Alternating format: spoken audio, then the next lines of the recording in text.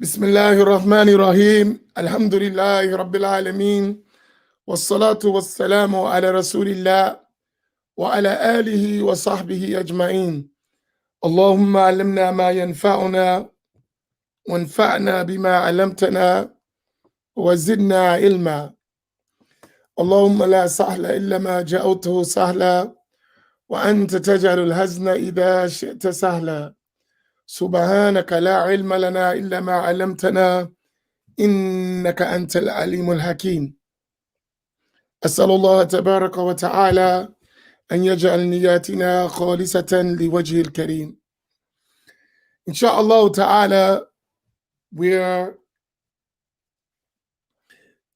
still in our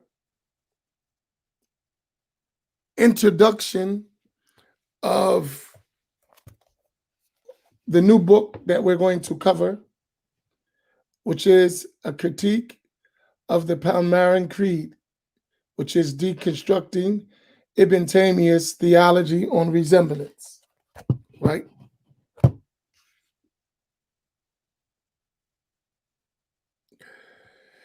Where did I put my bag? Let me put the link for you.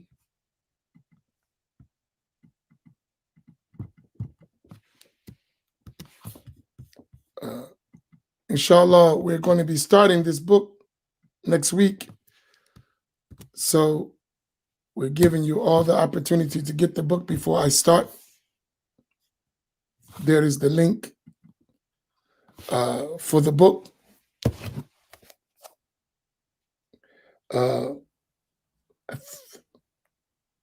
In stock right now, we have 10 copies left. So hurry up before someone beats you to it. Then we have to wait till more come. So it's available now. There's 10 copies available in stock. So rush, don't wait. So because I don't know how fast they're going to come back the next order. So get it now while it's available.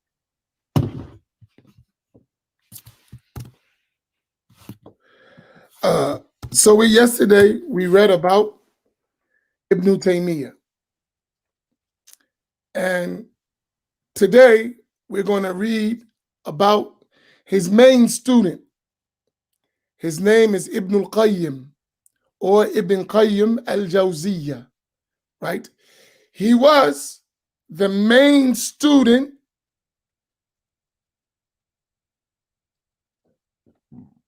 of Ibn Taymiyyah.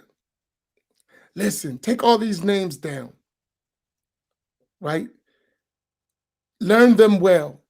They're very important figures in everything we're going to talk about, right?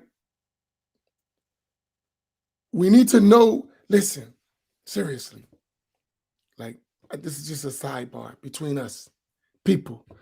Please don't be parrots. We don't need no parrots. We don't want no parrots. Let's actually learn what we're talking about, right? Let's study, let's examine, and let's be sure what we're talking about. Even if it's a little bit, whatever little bit we talk about, let's know what we're talking about. And then keep adding to it, right? Let's not just parrot what somebody tell us. Let's actually learn, research to what's our capacity, because sometimes we can't do a lot. But whatever we can do, let's do it, right? Well, can we agree to that? Inshallah? Let's do it well. Whatever we can do, what we have the ability to do, we're going to do it well. And then when we get more knowledge, more ability, we'll increase. But we make a commitment that we're going to learn well, right? Not just parroting, right? We have to change the course of how things are going. Bismillah. So Ibn al-Qayyim, he was the main student of Ibn Taymiyyah, who conveyed his ideas and followed his methodology. So after his death, he became the representative of his methodology, his thoughts, right? His ideas, and he supported them and he conveyed them. He differed with him in some issues, but in general, he followed his way.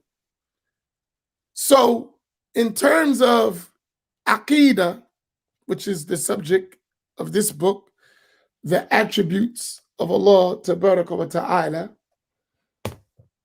he was in the path of Ibn Taymiyyah.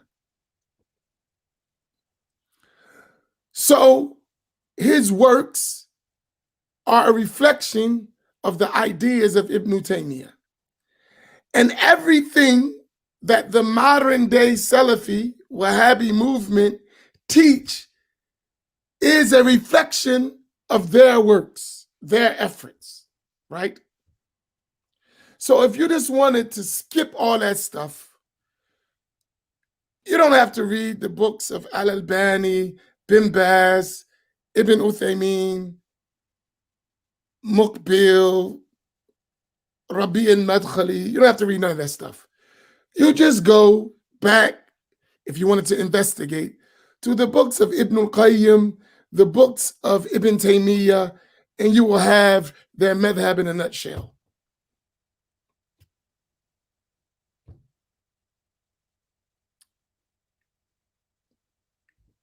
Yes, Malika, he suffered just like his teacher. Just like his teacher.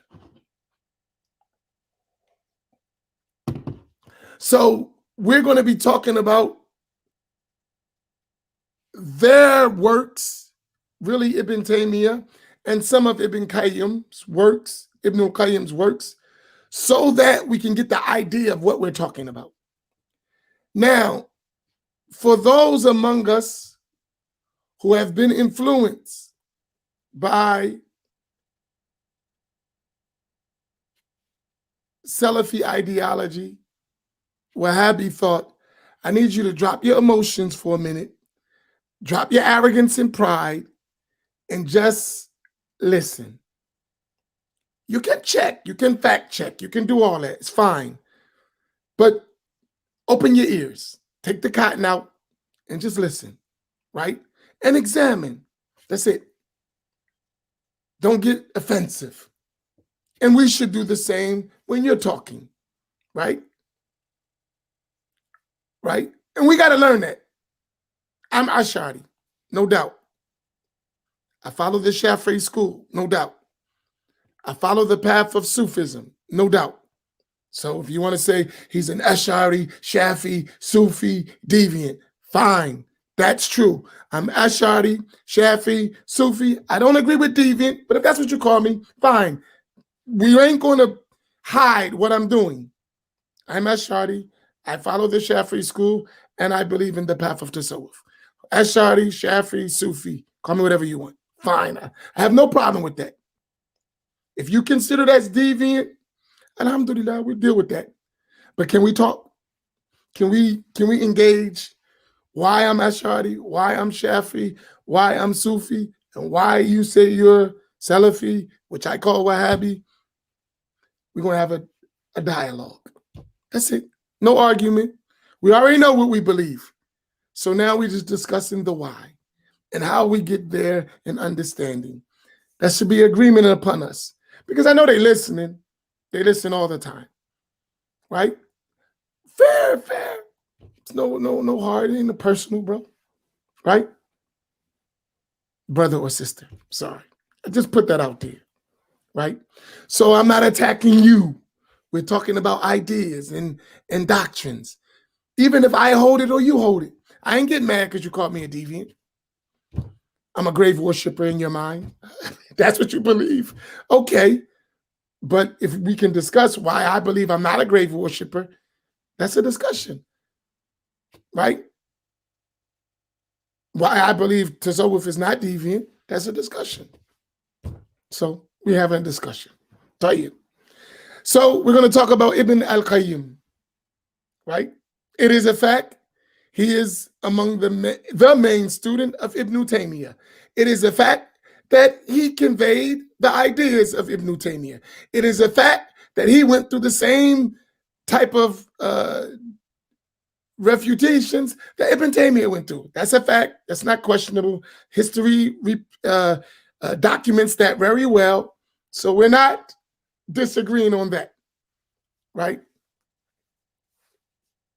And is a fact that you believe that all the scholars was jealous of him too. Okay. These are submitted facts that we can surrender to, right? Now, let's just get to know about him, who he was from our side, what we as Ahl Sunnah understand of him. Go ahead. We're on page 1057, biographical note, X174 of the Reliance of the Traveler. Go ahead. Bismillah ar-Rahman ar-Rahim. Alhamdulillahi Rabbil Alameen. Wa salatu wa salamu ala Rasulullah. The author, may Allah Ta'ala have mercy on him, said, Ibn al-Qayyim is Muhammad ibn Abu Bakr ibn Ayyub ibn Sa'd Abu Abdullah al-Zura'i ibn Qayyim al-Jawziyah, born in Damascus in 691. So he was 30 years younger than Ibn Taymiyyah. So Ibn Taymiyyah was 30 years his senior, right? Go ahead. He was a Hanbali Hadith scholar and author who wrote a number of works, among them Zad al-Ma'ad, The Provision for the Return in Hadith, and Ilam al-Mawaqiyin, the instruction of those who sign formal legal opinions and now, fundamentals of Islam. Let's be fair. These two books, Zad al-Ma'ad and I'lam al-Mawaqiyin, are phenomenal books, straight up. Like, you want to see scholarship? Those two books are amazing, right? Amazing to show his level of knowledge. Amazing, right? Credit where credit is due. Now he was bad belief. I know, but he wrote some serious stuff, right? And if you read those books, you'd be like, whew, he's knowledgeable. He was tight, right? He knew his stuff. Like we said, Ibn Taymiyyah had knowledge. We're not denying that. Those two books are reflections of his rank in knowledge. They are awesome in terms of his approach, his understanding of the religion, well known. And they are his famous books, among his famous books. And scholars agree that they have so much beneficial information in them. This is true. Fairness, right?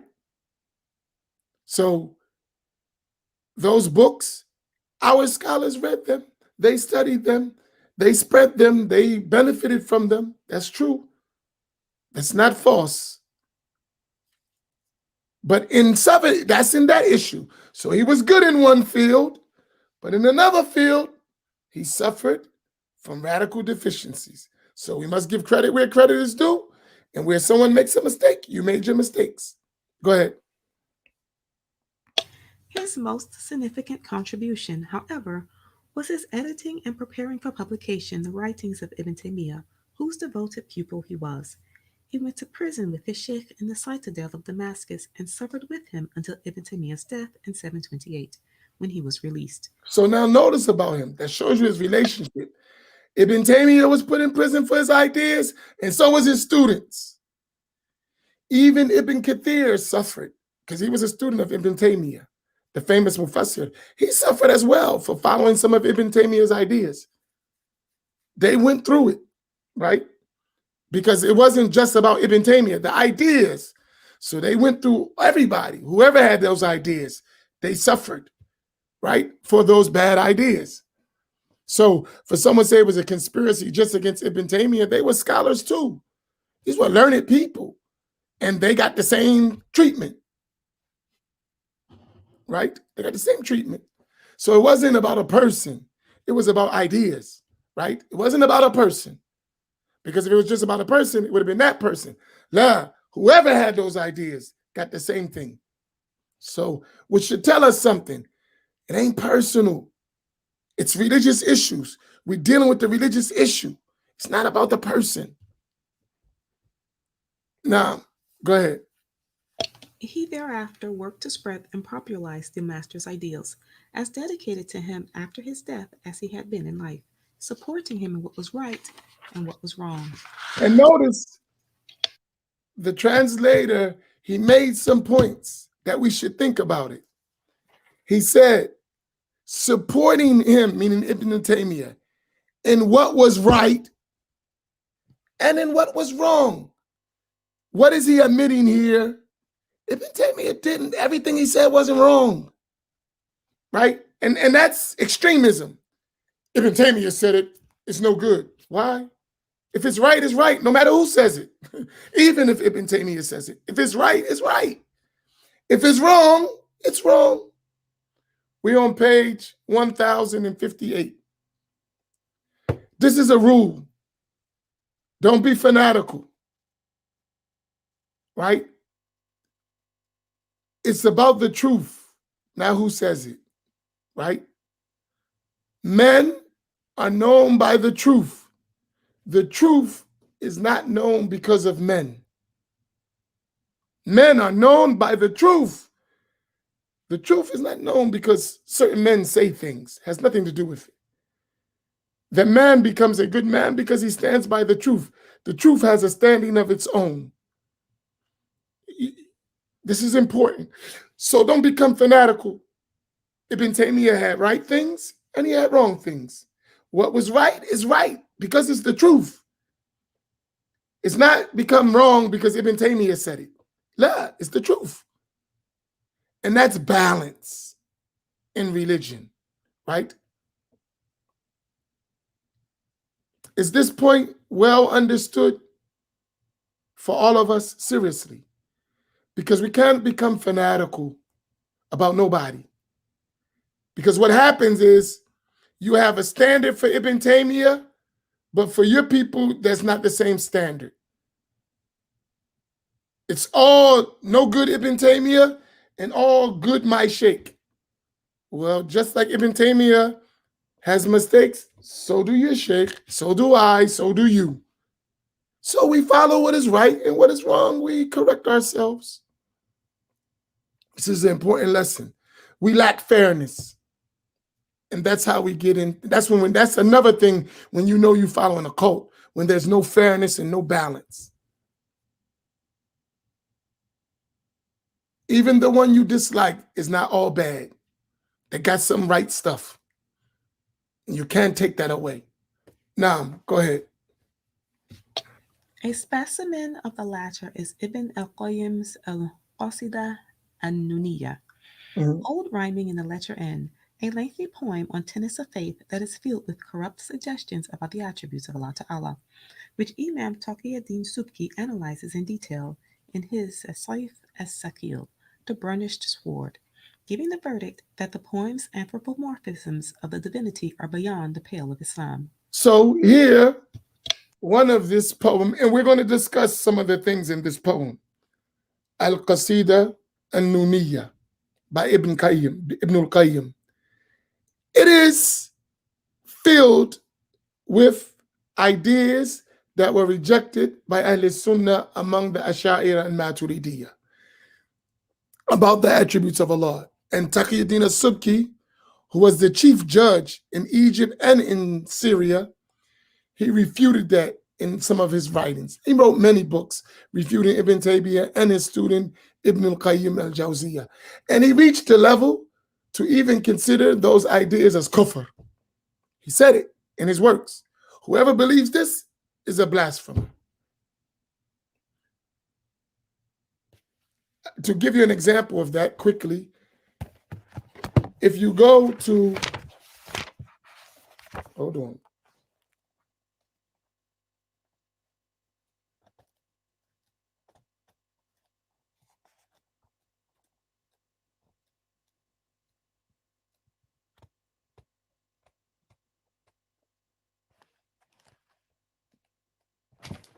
If you go to page 1002,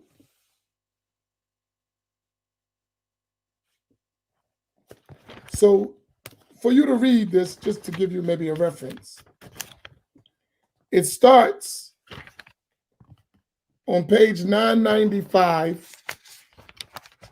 Put that in there. I can't do both, right?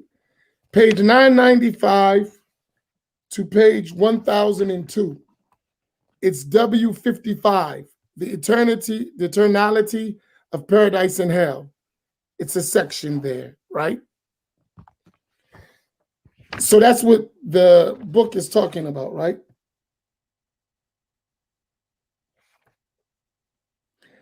And he discusses that the paradise is everlasting and so is the hellfire. Because one of the claims of Ibn Taymiyyah is that the hellfire will come to an end, right? Right? That was one of his claims. And As-Subki refuted him in that, right?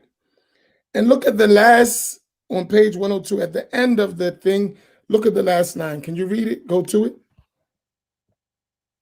Whoever says that heaven or hell perish is an unbeliever. Right? And what does the book is quoted? Rasail al-Subkiya. Right? The name of the book where he says this, because after he says it, he says that whoever says that is a kafir. Right? من قال بفناء الجنة والنار أو أحدهما فهو كافر. Right? He's a disbeliever. Right? And the name of the book, الرسائل السبكية في رد على ابن تيمية وتلميذه ابن قيم الجوزية. He said the Subki letters in refuting Ibn Taymiyyah and his student Ibn Qayyim al-Jawziyah. So that's what he's talking about. So when he mentioned that, some of the scholars, that was at Subki, not Amin Muhammad, he said that, right? He said that's kufr. So some scholars went to that rank, that level, as which the translator mentioned. I just showed you an instance where a Subki mentioned that, right? Go ahead. The poem could not be openly circulated in Ibn al-Qayyim's lifetime, but only secretly, and it seems that he never abandoned it, for the Hanbali historian and biographer Ibn Rajab heard it from its author in the year of his death. And Ibn Rajab, he was a Hanbali scholar, but he didn't accept those beliefs. And his books are very clear in mentioning a ta'wil and those things. He didn't accept the literal interpretation of Allah's attributes, even though he studied with them, but he didn't accept that. Now, a second unfortunate peculiarity the poem shares with some of Ibn al-Qayyim's other works on Islamic faith is that it presents the reader with a false dilemma, namely that one must either believe that Allah Ta'ala has eyes, no, but you can put it eyes as it is. hands, a descending motion, and so forth, in a literal hakiki sense. Right. Else, that's one dilemma. They say you got to accept this. So when you said Ain or Yed or Nuzul, you got to accept it literal, meaning a literal hand, a little eye, and descending. That's the dilemma they put you in. Either you accept this literally, go ahead, or else one has nullified at-Talah or negated nafa these attributes. Right. So either it's literal or you don't believe in Allah's attributes. Right? This was Ibn Qayyim's position, and the Salafi Wahhabi people today only repeat that. Right? Right? So that's the dilemma you in. So I either got to say it literal or they're going to say you deny Allah's attributes. It's an either or. Is it really an either or? Right? I'll tell you a joke after this. Someone said to me in the prison, it was funny. It's related to this either or stuff. Right? Go ahead. And this is erroneous, for the literal is that which corresponds to an expression's primary lexical sense as ordinarily used in a language by the people who speak it, while the above words are clearly intended otherwise, in accordance with the Quranic verse, there is nothing whatsoever like unto him. Quran Surah 42, Ayah 11. For if the above were intended literally, there would be innumerable things like unto him, in such respects as having eyes, hands, motion, and so forth, in the literal meaning of these terms. So he says, wait a minute, you saying is it either or, but Allah said, "Laysa kamithlihi shay." So that cannot apply that these literal meanings is this, because there are many things that have those literal attributes. And that's the position of Ahl Sunnah. So the way you're understanding it is incorrect. Not what you're saying, there's a attribute to Allah, the way you understanding Allah's attributes is wrong. It's not that the attributes of Allah are his attributes. That's not a problem. Your understanding of those attributes is a problem. That's the position of the Ash'aris and the Maturidis. It's not saying that Allah doesn't have the attribute of Yed, which even if we took it in Arabic, you're saying Yed literal, and literal is an organ or a limb that has a form, right? And when you put your whole doctrine together, you have a form, which you say Allah has a form. And you mean that literally, which is like the creation. That's the argument of Ahl Sunnah. That's the discussion of the Ash'aris negate that because of the Quran, right? So that's the discussion. So it's not an either or. There is another possibility. The possibility that your understanding is flawed because of this. Now, The would-be dilemma is also far from the practice of the early Muslims, who used only to accept such Quranic verses and hadith as they come, consigning the knowledge of what is meant by them, while affirming Allah Ta'ala's absolute transcendence above any resemblance to created things, to Allah Ta'ala Most High alone, without trying to determinately specify how they are met, bila kayf, let alone suggesting people understand them literally, haqiqatan, as Ibn al-Qayyim tried to do. so here is to believe in what Allah revealed, to leave the meaning to Allah, to negate any modality, anyhow. We don't accept them literally to make Allah into a form. La hawla wa la quwwata illa billah. Right? So that's tafweed, right?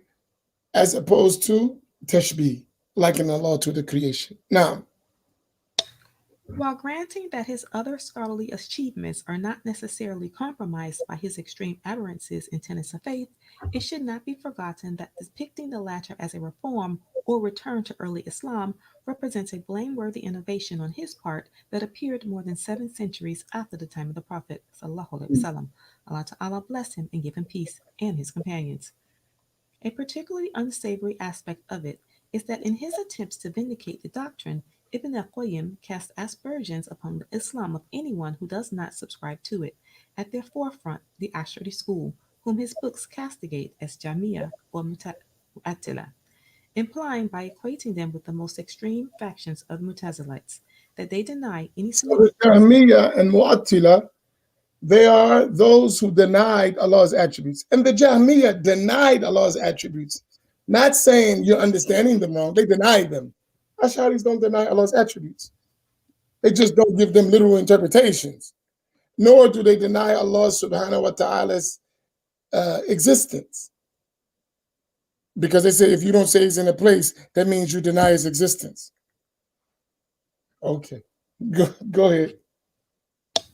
But they deny any significance to the divine attributes, a misrepresentation that has seen a lamentable recrudescence in parts of the Muslim world today. Whether such views are called fundamentalism or some other name, the scholars Fundamentalism, meaning Salafiyah.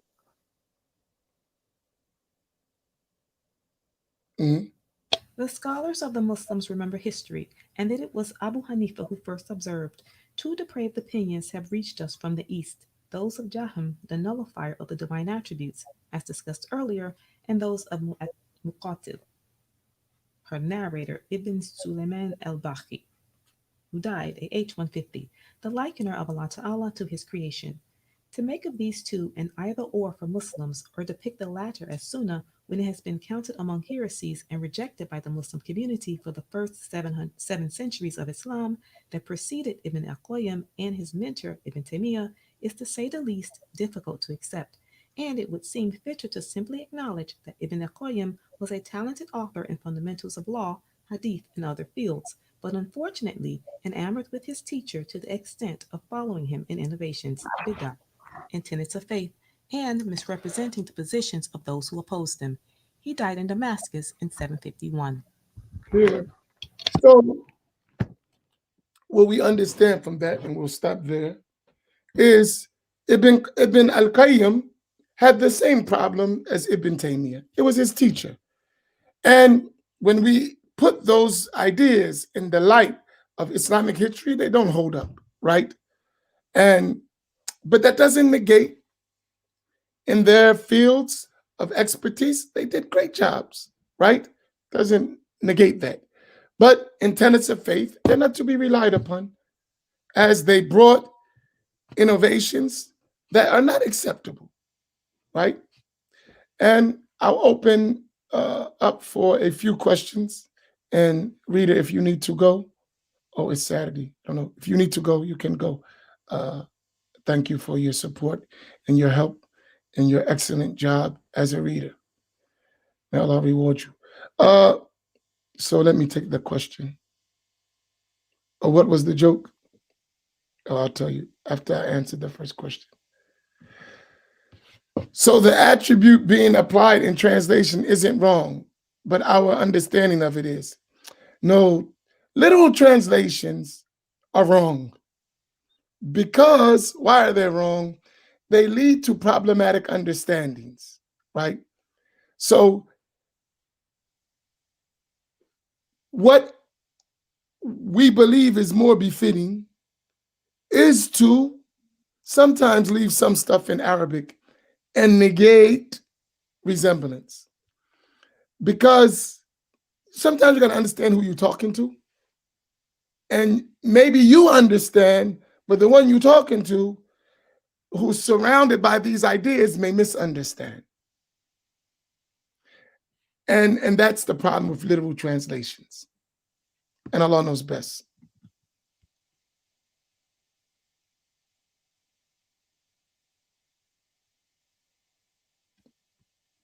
It wasn't a joke, but it's funny. A story about one time it was in the dungeon, right? So we used to we'd be going through it. And this was at a time when the Salafiyya was real strong, right? In the early mid-90s, real strong all over the place. So in the prisons, it was like bombarding the prisons. So, we would be going through it, really going through it, right? Bad. It was a mess. Man, we used to be going at it. So there was, in that time, the imam in the jail, in the prison, was an inmate. That was before they brought chaplains. So the inmates used to run the religious service, right? So one inmate imam, we became friends. We were learning, right? So they were all influenced by the Salafi thing before we came to that particular prison. So when we came and started teaching Ash'ari Creed and Ahl Sunnah, it became a lot of, tension, because they had never heard these things before, because they only heard the Salafi Wahhabi ideas that were spreading like wildfire around the country. So as we were teaching, and you got to remember at this time, we're young. So we had a lot of energy, right? We were in our 20s. So it was no go for it. Young kids don't got no wisdom. They just go for it, whatever it may be. So it was a lot of pressure. So there was this one brother, he was an elder. He had over 20 something years in already. So he was walking with me around the track. We go outside, rec time, we walking around the track. And he was trying to convince me to calm down and take my time and use a little wisdom and, right? So I told him, I said, listen, man, they got to take a position. Can't be riding the fence, right? He said, isn't riding the fence taking a position?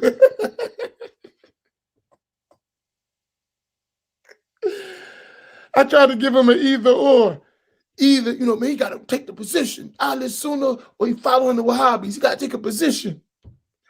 He said, I said, he can't straddle the fence. He said, isn't straddling the fence taking a position?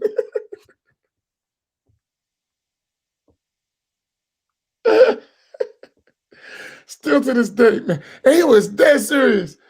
I was like, oh, that's a good point. Oh, so my point, sometimes it ain't either or. It has, other ways to look at things, not just one way. Oh my goodness. Youth is wild. I look back sometimes in my young days, can't do it over, but I was a mess. La hawla wa la quwwata illa billah. It's true, the older you get, the better you'll get. That's a life lesson.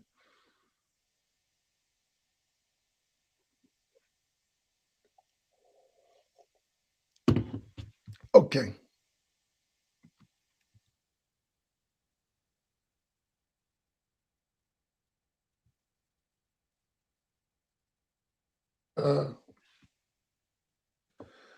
Was Imam al-Dhabi who wrote the book of major sins? Yes, he wrote Kitab al-Kaba'ir. Was he Ahl Sunnah? Yes, he followed Ibn Taymiyyah, and later he wrote a letter admonishing Ibn Taymiyyah for his practices. So there is a letter from al-Dhabi about that. And al-Dhabi, he had issues in different things, but generally he didn't follow Ibn Taymiyyah and everything. And at one time he did, but then, so at Dhabi, you're going to have this issue, right?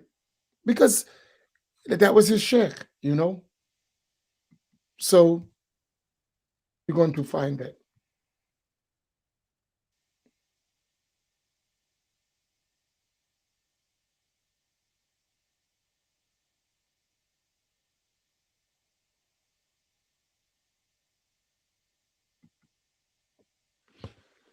That is a verse, Kullu shay'in halikun illa wajha, meaning everything will perish except Allah. That's not absolute either. The scholars differ in how they interpret that. But the point, yes, your point in general is correct.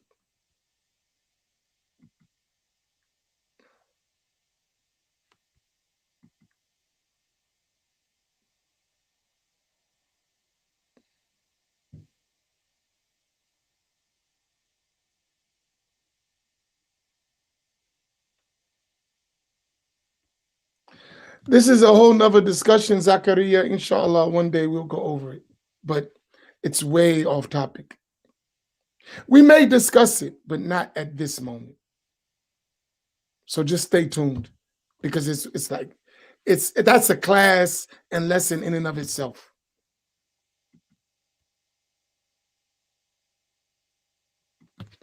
Depends what you're reading from al-Dhahabi and at what time. Right? So in general, you got to examine the works of al-Dhahabi, because they go over a lifetime, and different things and different statements are different. But al-Dhahabi is not someone people follow and creed anyway, right? So that's not really a big issue. That's not his field. His field is Rijal.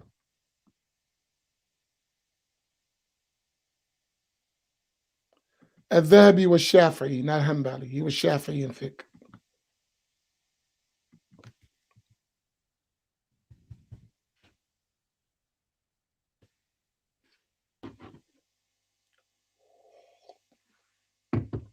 Good. Alhamdulillah. I remind you of, let me ask you, how many of you are developing in your understanding and learning things that you didn't understand before from these classes? Are you learning something new? Are you improving in your understanding of these issues of the creed and what relates to it?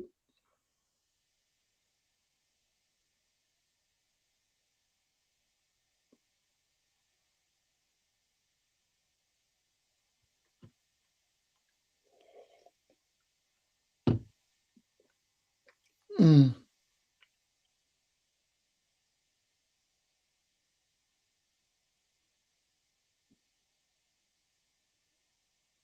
Alhamdulillah. What I want to say, really, please, what I don't want you to take from this is to have anything in your heart for other people, right? And sometimes I know the way I talk, it could come off like that, but I don't mean it like that, right? Listen, we all need to learn, right? And we're going to be mistaken in some things, right? And our job is to try to help each other make it to the best way we can. Part of that sometimes have to call a spade, but it ain't personal. And I mean that because once you start taking things personal, it's going to cloud your vision.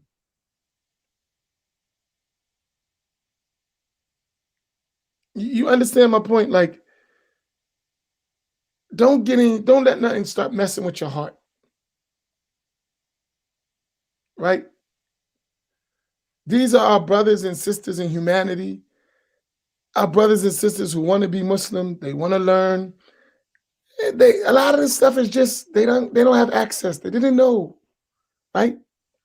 That's what they got. They didn't have no choice in the matter, right? And they were not even made available to the information. And people did that to us. They didn't teach us. They gave us what they wanted to have and left us alone. So don't take it so deep. Really, open yourself to learn new things. And if they're wrong, don't accept. But if you benefit, accept. Learn and keep learning. That's life.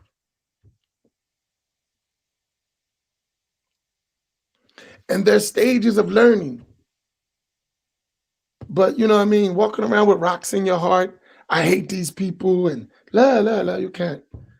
You know what I mean? Everyone develops. Imam al-Ash'ari himself was a Mu'tazila. He was following the madhab he was Mu'tazili. He was following the school of the Mu'tazila up to he was 40 years old before he became Ahl Sunnah, and he's the Imam of Ahl Sunnah. People go through stages in life, right? So that don't mean where you at today, you're going to be there tomorrow.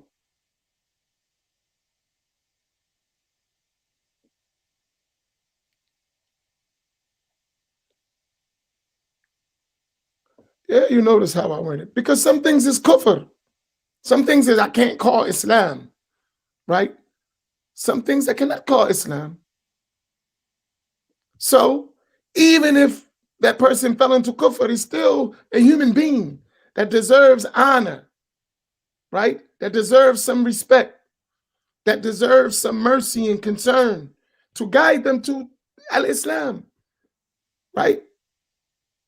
Even the murtad, who's an apostate, there are rules to try to bring them back to Islam. You don't just say you commit apostasy, let me get you off the earth. La, you want to bring them back, right? So, but I'm not going to call it kufr Islam either to make someone feel good. But at the same time, man, I'm trying to help people. We should all try to help each other. The Prophet tried to help Sallallahu Alaihi Wasallam, tried to help Abu Jahl, who was the enemy of this nation. And some of them he brought to Islam, and some died in kufr. But he tried to reach all of them. Right? So I'm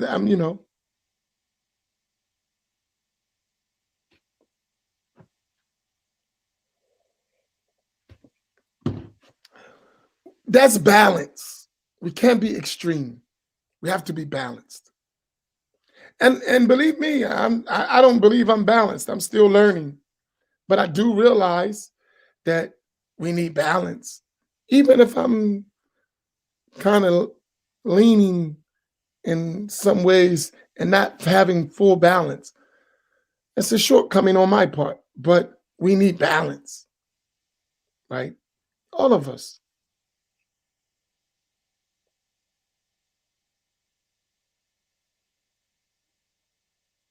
So, don't get that. Don't be like that. Don't become too, you know, don't become too puffed up in your truth, right? Help people to the best of your ability and wish well for people, even the ones who hate your guts. Wish well for them, right? And understand that people are levels and times.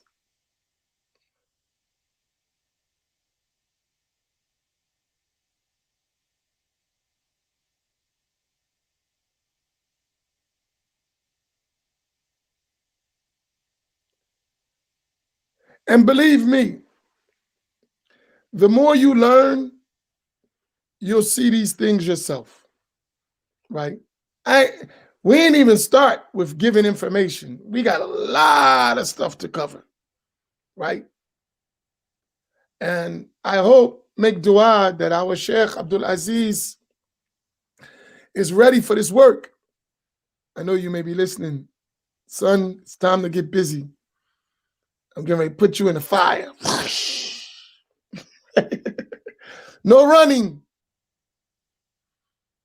The days of sitting, drinking coffee and sitting around sheikhs and basking in dhikr and gazes is over. It's time to get on the ground and battle.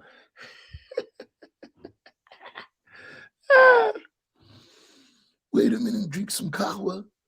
Yeah, Habib. Them days is over. Welcome to America, to inner cities. Jay Touche. I'm just messing. Don't pay me no attention. Allah. All right, that's it. No more questions.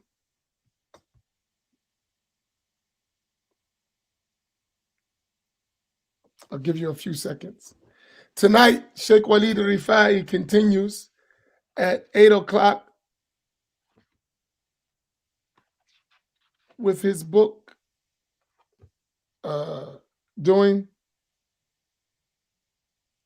what is he doing? He's doing the Sanusi Creed. Al-Aqidah Sanusiyya. So, inshallah, join at 8 o'clock.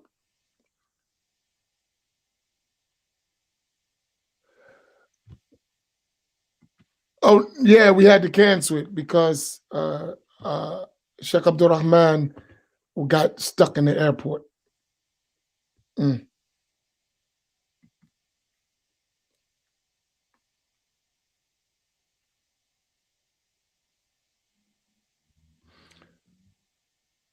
Oh, let me say something quickly, honestly.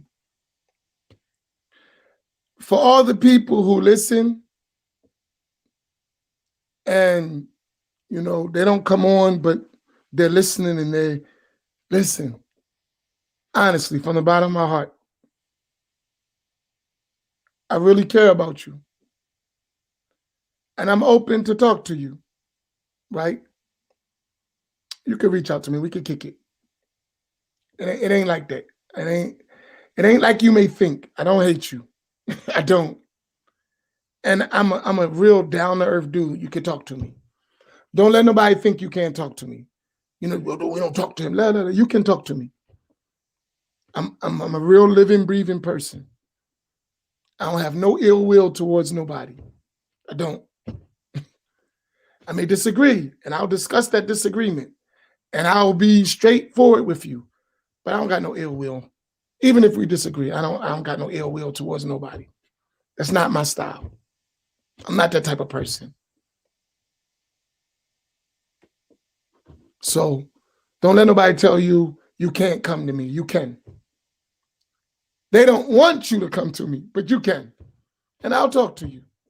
I'll spend time. I'll kick it. Whatever time I got, I'll kick it with you. Let's go. Right? I'm not running. I'm not hiding. I'm in public. Right? I'm not going anywhere. Right? Until Allah removes me. Right? So I'm available. You don't gotta, You don't gotta wonder. You can actually come talk to me. Right? I ain't ducking no wreck. You know what I mean? I'm not. Because I want the truth just like I want you to have the truth. So if you got the right point, I'm going to listen. I'm not afraid to talk to you. And I'm not afraid to say I don't know. I think that's a big problem sometimes. People are afraid to say I don't know. I know I don't know, so that's not a problem for me. Right? You're wrong. That's okay. That wouldn't be the first time. Right? But you got to show me that. And I'll accept. And I want you to be the same way if you're wrong. And then we can help each other. You follow me? That's me talking to the ones that I can't talk to because someone got you by the neck telling you don't talk to him. You can talk to me. Right? But just understand you're going to talk to a real person. I'm not a robot. I'm not going to say the party line. I'm going to say what I know to be the truth. And I don't mind going back and forth. I don't mind. So I'm not just going to say, bah, I'm not going to do that. We're going to talk. And when you're right, you're right. And maybe through the conversation, you might can convince me. It's possible. I've been convinced for things I didn't know.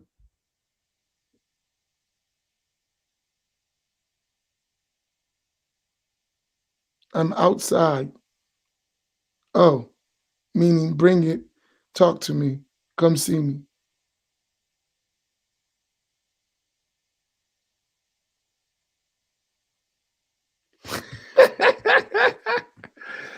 Wait a minute. You see that shot this guy just took at me? Real talk. Imam Amin will give you his time. You won't get 2 words in, but he's there for it anyway. Oh, that's a nice shot, Farouk. You good sometimes.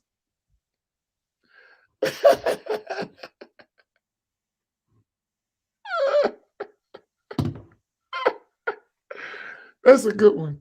I like that. That should be printed in gold. Oh, he's funny. Farouk crazy. Burnt out. Hey, man. The best talker wins, right? Oh, my God. What's pull up mean? I don't know that. I'm old. Pull up. I never heard that. All right. I love y'all. May Allah reward y'all all. For real. Let's be family. Families fight and still remain family. You know that, right?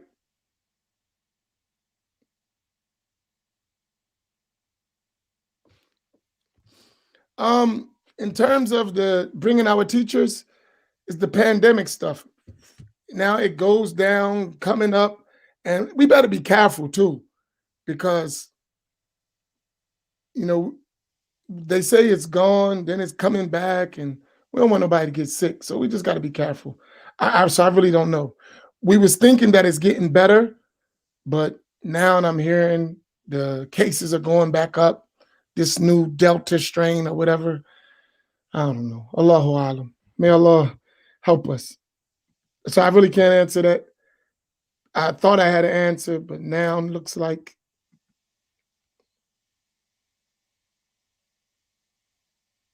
Yeah, that come see me stuff, that might sound like you want to fight. I don't want to fight. I don't want nothing to do with no fighting. I want to talk, but I don't want to fight. If we fight, we all lose. You do realize that, right? No one wins if we fight. No, we're going to win, Mr. Charlie. We all going to end up jail or dead. So we better not fight. We better learn how to be humans and talk our differences out. Fighting, all we're going to do is end up in jail or dead, one or the other. The fighting's foolish. Not in a civilized world. We ain't in control of fight. So we don't want to do no fighting. So if that's it, nah, I don't want no work. So you know ahead of time, I don't want no work. we're not going to win. And I know both sides of those scales, and none of them is pretty. I know the deaf side, and I know the prison side. We don't want none of that. That stuff is crazy. Nobody got time for that. We're human beings, not animals. We have intellects. We can talk.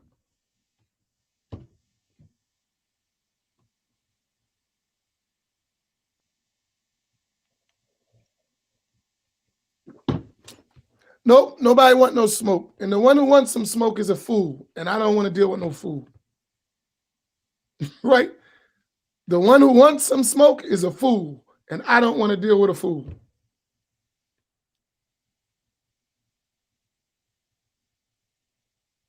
Yeah, ain't nobody trying to do that. Because we like that until it happens. And then when it happens, oh, astaghfirullah, we all Muslim. All right, well, be Muslim before we get there. Right? You know how that works. Start that stuff. Then when it get hot, oh, we all Muslim. All right, well, don't get hot. Be a human. Talk. Nobody want that stuff. Knock it off. Right? We're intelligent human beings, not animals who don't know nothing but to kill each other. We're humans. We know how to reason and think. We're humans.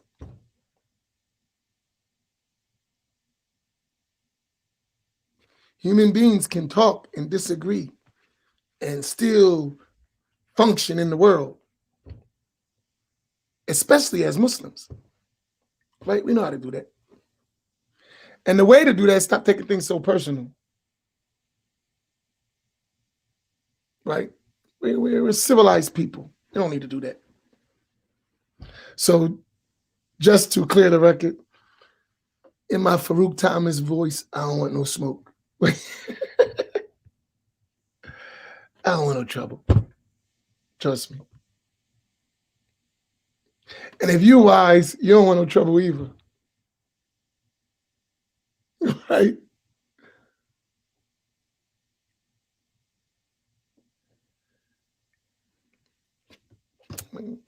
I'm nobody. Don't think I'm something to. It's easy to refute me. If you learn, it's not hard. But you're going to refute me and you're going to prove my own points, which is good. Because all you'll show is you know what I know better than me, and that's a good thing. If we have a discussion, all you're going to prove is that you know better than me what I'm already trying to tell you, and that is a good thing. Did you hear what I said? That discussion is going to prove that you know better than me what I'm trying to convey, and that is a good thing. That's a good thing. Now you got somebody who knows better than me to tell you the same thing I've been trying to tell you. That's nice, right? Now maybe you'll listen to him instead of me, but you'll get the same point. No pride, no ego. Well, all of us don't know nothing. So it's a big deal. All right, I'm dragging it out.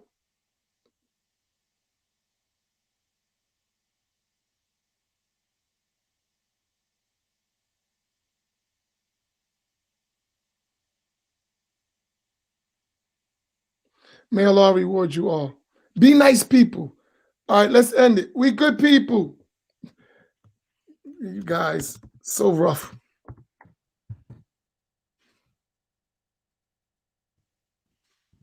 Stop being so animalistic. We're humans, not the animals.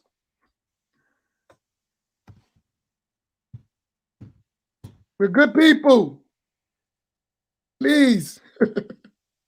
Be good people. We don't have to agree. We can still be good people. We're not animals. Let them know we're good people. Come on, knock it off.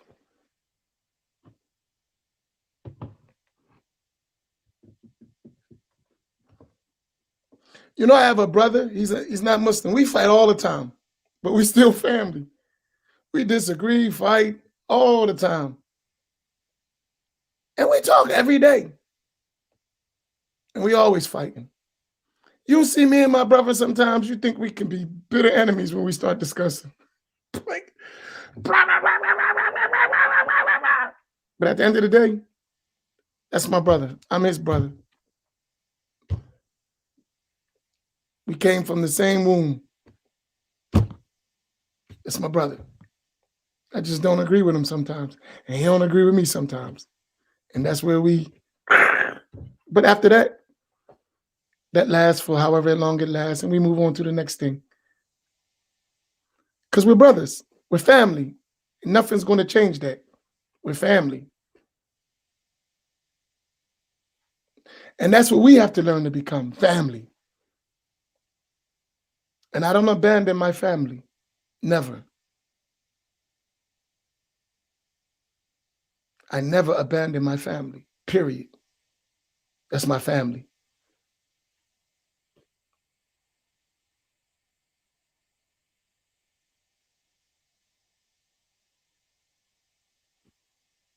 Right? So that's how we got to be. And we are people of La ilaha illallah. We are family. We got to really feel that. We're family. And we're going to stick together no matter what. We're family. Sometimes you got family, people got struggles. You got to endure that. That's part of being a family. Your husband and wife, sometimes y'all got to deal with each other. It's a mess sometimes, but we family. Sometimes your children are running amok. You got to deal with it. It's family. That's life. Everything's a part of being a family. You struggle. It ain't all good all the time. So may Allah make it easy. Barakallahu bikum. Assalamu alaikum wa rahmatullahi ta'ala wa barakatuh.